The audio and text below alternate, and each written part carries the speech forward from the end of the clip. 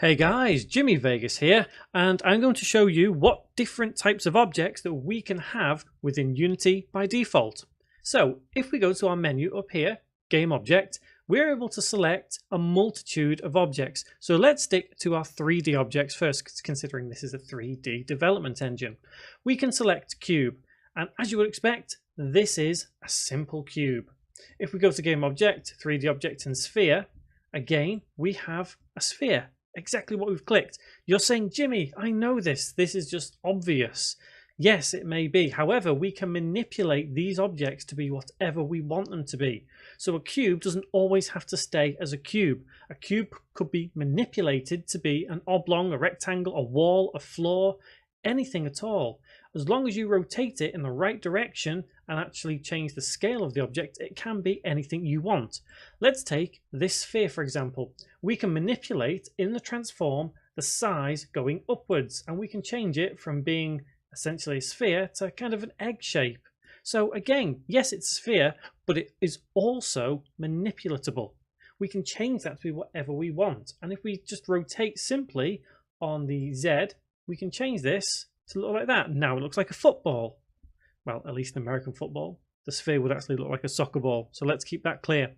So you can see how different objects can be manipulated within Unity. And it's not just spheres and cubes. There's plenty of other objects that we can deal with. If we go to a capsule, you get a similar sort of feel to what we have with the sphere. However, the capsule can be manipulated to a different degree. You can change this and get a different kind of feel. And look, we have what could essentially be a coin right there. Speaking of coins, another type of object that we could use is a cylinder. And once again, we can change how this looks. And once again, we have a bit of a coin. In its original form of 1 by 1 by 1, it could be a silo. It could be a railing. It could be anything. Literally anything. And if we take a look at what else we've got, there's tons of other things to look from. It's also worth noting that not every 3D object is actually something we see on screen. It's worth keeping in mind something like a wind zone is not something you see on scene. It's only something you see with its effects in a 3D world. So there are many different types of objects that we can have, and they include things like effects, a particle system. They include things like lights, directional light.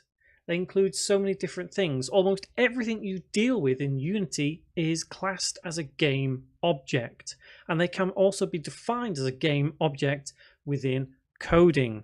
So guys, I hope that helps your understanding a little bit more of what game objects actually are and how they can be used in a scene.